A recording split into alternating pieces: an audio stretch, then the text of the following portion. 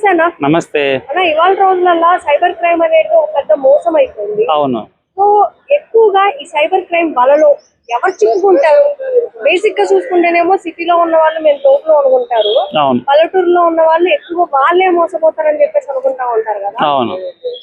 మీరు దీన్ని ఎలా చూస్తారు? బేసిక్ గా పల్లెటూరు వాళ్ళకి అంత అవసరం లేదబ్బా. వాళ్ళు లోన్స్ ఏదో చేద్దాము, మనం ఏదో ఎక్కడో ఎవరికో కాంటాక్ట్ చేస్తే మనకు లోన్స్ వస్తాయి, అసలు అలాంటి వాటికి నమ్మరు. ఇంకొక విషయం ఏంటంటే అసలు వాళ్ళకి అన్నోన్ కాల్స్ ఏమైనా వచ్చినా వాళ్ళు లిఫ్ట్ చేయరు.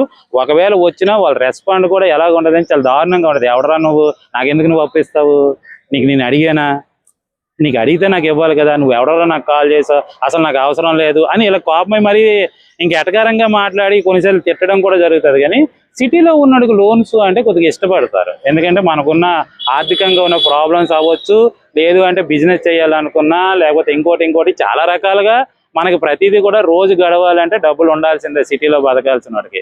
సో ఖచ్చితంగా దానికి రియాక్ట్ అయ్యే వాళ్ళు, ఆశపడే వాళ్ళు, సరే మనకు సపోర్ట్ దొరుకుతుంది, బిజినెస్ కైనా ఉపయోగపడుతుంది అనుకునే వాళ్ళు ఎక్కువగా సిటీలోనే ఉంటారు. కాబట్టి ఇలాంటి కాల్స్ ఏవైనా వచ్చినా ముందుగా ఎక్కడో ఒక దగ్గర ఆశ కలిగించుకొని వాళ్ళతో మాట్లాడేది మాత్రం సిటీలో ఉన్న వాళ్ళే. చిక్కుకున్న సిటీ వాళ్ళే, ఆబ్వియస్లీ సిటీలో ఉన్న వాళ్ళే. వాళ్ళకి చెప్పాను కదా, ఆర్థికంగా ప్రాబ్లమ్స్ ఉండడం వల్ల ఏంటంటే ఇలాంటి కాల్స్ వచ్చిన తర్వాత అట్రాక్ట్ అవుతారు. అరే మనకు సపోర్ట్ ఏదో దొరుకుతుందిరా, ఇప్పుడు ఏదో ఇల్లు కొనాలనో, కారు కొనాలనో, లేదంటే ఏదో బిజినెస్ చేయాలనో, వచ్చిన శాలరీ సరిగ్గా సరిపడలేదు అని చెప్పి వీళ్ళు ఏం చేస్తారంటే వాటికి అట్రాక్ట్ అయిపోయి వాళ్ళు చెప్పింది వింటే వాళ్ళు ఏం చేస్తారు, మీకు మీ అకౌంట్ నెంబరు, మీ ఓటీపీలు చెప్పండి, మీకు అమౌంట్ పడుతుంది, అది ఇది అని చెప్తారు. మన వాళ్ళేమో ఆవేశపడిపోయి సరే వచ్చింది ఏదో ఒకటి చూద్దాము, ఏదో ఒకటి కానీ అనే టైప్లో కూడా వీళ్ళు ఏం చేస్తారంటే ఆ ఓటీపీ చెప్పడము, చెప్పిన తర్వాత ఉన్న అమౌంట్ లాగేయడము, ఇలాంటివన్నీ జరుగుతాయి. నాకు లాస్ట్ టైం కూడా నేను ఒక వీడియో చెప్పినట్టున్నాను ఎవరికో ఛానల్కి. బేసిక్గా నాకు కూడా వచ్చింది, మీకు ఒక 5 లక్షలు లోన్ ఇస్తామండి, ఇలాగ మీ సివిల్ అంతా బాగుంది, సో ఇవంటే ఏం కావాలి అసలు, మీకు ఏమేం కావాలి ఏంటి అని అన్న. అంటే ఏం లేదు, మీ ప్రూఫ్స్ నాకు పంపించండి, తర్వాత మీ అకౌంట్లో ఒక 20,000 ఉంటే చాలండి, ఆ తర్వాత మేము 5 lakhs మీకు పంపిస్తాము. నా అకౌంట్లో 20,000 ఉంటే చాలా అంటే ఏంటి అన్న. అంటే ఇవంతా ప్రాసెస్ జరిగిన తర్వాత మీరు 20,000 మా అకౌంట్కి పంపించాలండి, పంపించిన తర్వాత మీకు 5,20,000 మళ్ళీ మీకు పంపిస్తాము.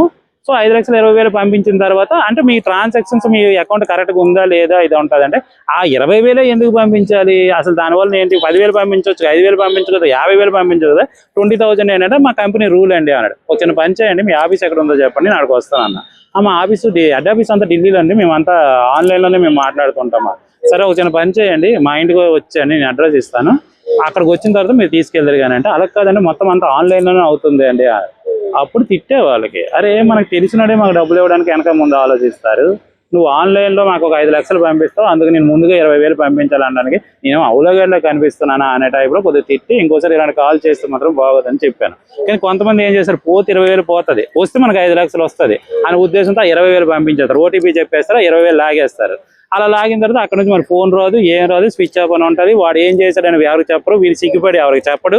ఈ సిగ్గుపడి ఏం చేస్తాడంటే మనం మళ్ళీ పోలీస్ స్టేషన్ కంప్లైంట్ ఇస్తే నువ్వేం చదువుకున్నావా లేదా, బుర్ర తక్కువ సన్నాసివా అని వాళ్ళు పోలీసులు తిడతారేమో అనే ఉద్దేశంతో వాళ్ళు మళ్ళీ చెప్పకుండా ఉండిపోవడం అనేది జరుగుతుంది. సో అలా చాలా మంది మోసపోతున్నారు. వాళ్ళు ధైర్యం చేసి మోసపోవడం పక్కన పెడితే, ధైర్యం చేసి పోలీస్ స్టేషన్లో కంప్లైంట్ ఇస్తే పోలీసులు యాక్షన్ తీసుకొని వాడు ఎవడు అలా ఫ్రాడ్ చేస్తున్నాడు అని చెప్పి వాడిని పట్టుకుంటే ఫర్దర్గా వేరే వాళ్ళు మోసపోకుండా ఉంటారు. కానీ వీళ్ళు సిగ్గుపడి చెప్పరు కాబట్టి ఆటోమేటిక్గా ఇంకోటి వాళ్ళు బలి అవుతారు.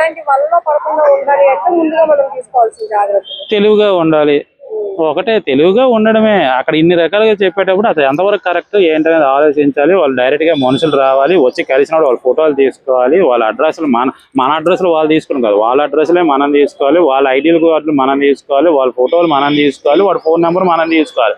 అప్పుడు వాడు కరెక్టా లేదా అనుకోండి. వీటన్నిటికీ మించింది ఇంకోటి ఏంటంటే, ఏ లోన్ కానీ ఏది తీసుకున్నా మనం డబ్బులు ముందు కట్టాల్సిన అవసరం లేదు. నెంబర్ 1, ఓటీపీ చెప్పకూడదు, ఓటీపీ ఎట్టి పరిస్థితుల్లో చెప్పకూడదు.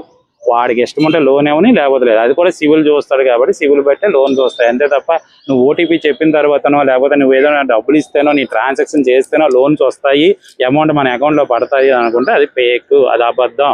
సో దాన్ని నమ్మకండి, దాన్ని మొత్తం అంతా కోల్పోయే అవకాశాలు ఎక్కువగా ఉంటాయి. ఇదే విషయం.